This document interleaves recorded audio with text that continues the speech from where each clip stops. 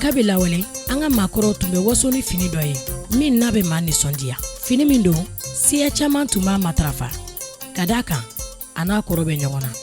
A bɛ kalan ka kɛ donfini suguya bɛɛ lajɛlen ye.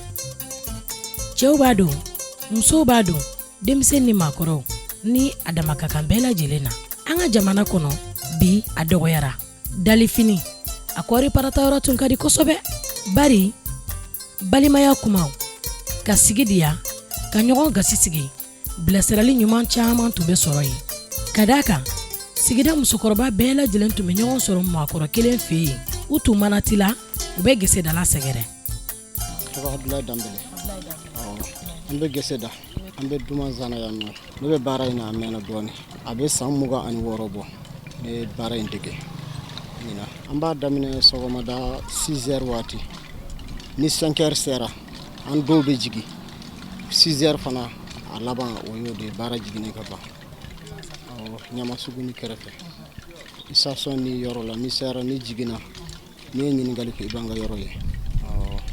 An bɛ taa gari in sa sugu la ka geseda ka feere. Bon mɔgɔ fana ni nana ni ka gari ye n'an ye ɲɔgɔn faamu an bɛ se k'o fana bɛn a kan an b'o se k'o fana dilan. Sugu alhamdulillah sugu a ka suma nka an bɛ se ka an ka duntaw sɔrɔ dɔɔni dɔɔni n'o tɛ sugu kɔni ka suma an bolo kojugu.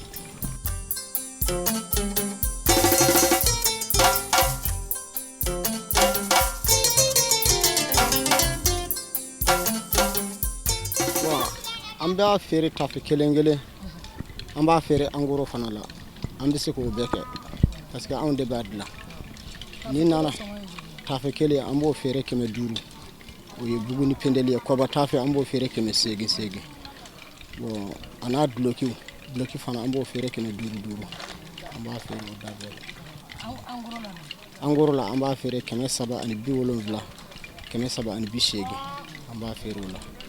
Mɔgɔ mun bɛna ta an bolo an b'a di o de la. Mɔgɔ mun b'a na ka mètre fana san an bolo fini mugu mètre dɔw bɛna ta an bolo 26 dɔw b'a ta 25 mɔgɔ dɔw fana b'a ta an bolo da bɛɛ b'a la ka yɛlɛ 20 sanfɛ quoi. N'an bɛnna yɔrɔ min na parce que fini mugu yɛrɛ tɛ kelen ye quoi. Dɔ kɔnɔ ka bɔ dɔ kɔnɔ ka misɛn. Ayiwa o bɛ an bɛɛ de bolo parce que an kɔni b'an ka fɛn kɔrɔ la an y'a sɔrɔ an ka mɔgɔkɔrɔbaw fɛ an ka métier don.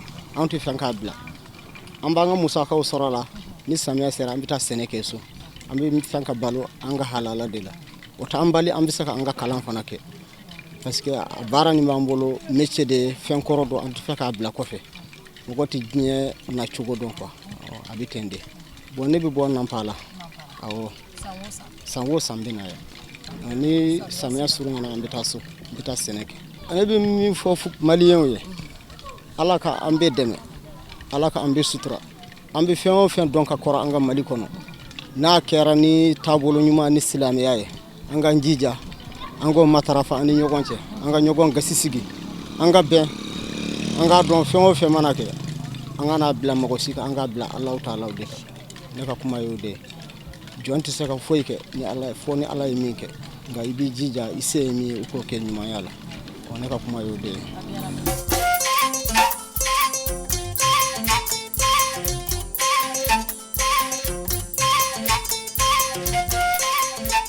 Ala ni fini in kɔrɔ ka di masakɛw ka labɛnnikɛlan tun don so tun bɛ lamini n'a ye a bɛ fɛnsɛ dilan kan i n'a fɔ kɔɲɔmuso masirilan wa jamana caman tun b'an ladege n'a ye bi dalifini kɛra maloyafɛn ye an bolo wali kelen sarakabɔlan n balimaw an ka an hakili to kɔrɔlen na o y'an danbe dɔ ye.